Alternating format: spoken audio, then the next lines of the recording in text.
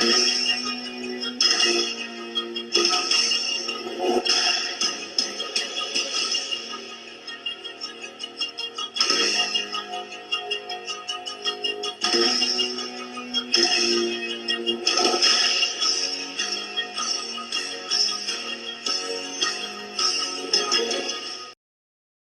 morning and welcome back to St. Thomas Football's Monday Morning Quarterback. This past weekend we moved our team record to 7-0 as we defeated Hamline at their home field 61-17. Very fun game. We were able to come out of the gates and really get a good lead early and play all 60 guys we traveled. So at halftime the score was 41-7 and it was an enjoyable game all around. Offense did get rolling fairly early.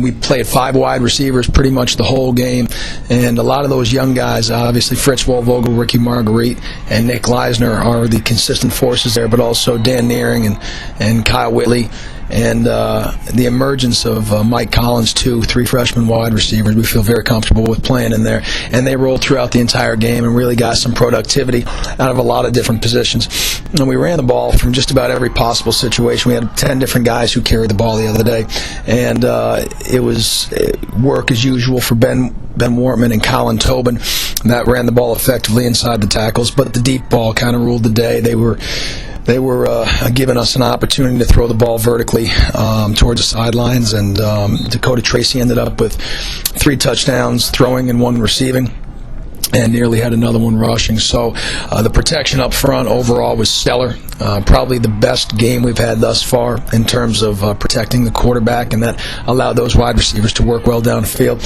And one of the best games we've seen in some time from the tight end position group came out of Logan Marks. Logan not only had a couple touchdown catches, but more important than that, had a very, very good game blocking. And in 79 plays, only had 1 minus play. So very happy to see that, and some great effort from guys like Ricky Marguerite, who had a nearly flawless a game as we could see from the wide opposition group, and yet didn't catch a ball. So very mentally tough at that spot.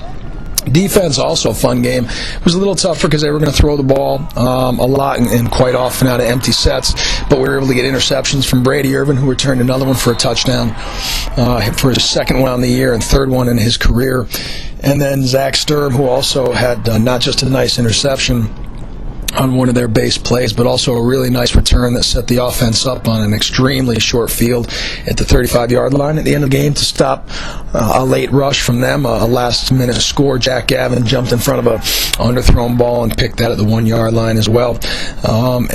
We were also getting some pretty good pressure to make those errant throws, and that pressure starts up front with the nose guard position. Matt Evans and Danny Kane have done a wonderful job of rotating in and out, staying fresh, and really pushing that pocket back into the quarterback's lap. And in the scenario where we don't get there, we've had 4 tip balls yesterday, 2 of those coming from Io Adubu, and when we can't get there on the short drops, they're doing a wonderful job getting their hands up, and if not tipping, affecting the throw or affecting the vision of the quarterback. We also had some really nice corner play. Kirk Bagleen and Ryan Dietz have been very strong for us for several weeks now, but in playing everybody, we got Jack Gavin and Chinny Oji a lot of reps, and both of those guys did well. Jack had an interception. Chinny ended up with several tackles and played a very, very nice game, and very good to see his progress as well. On special teams, the greatest improvement we've seen has been consistently on the kickoff game. Our kickoffs themselves are getting better, and they were very good on Saturday, but also our coverage has gradually been moving forward, and we had a really nice day with the opportunity to put our defense on some really, really long fields when their offense was out there. And punt block, we got another one the other day, and we've started to get that momentum moving in the right direction.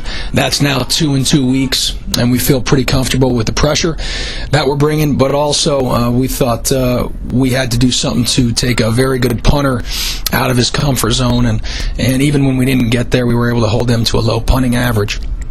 What needs to be cleaned up is our punt game.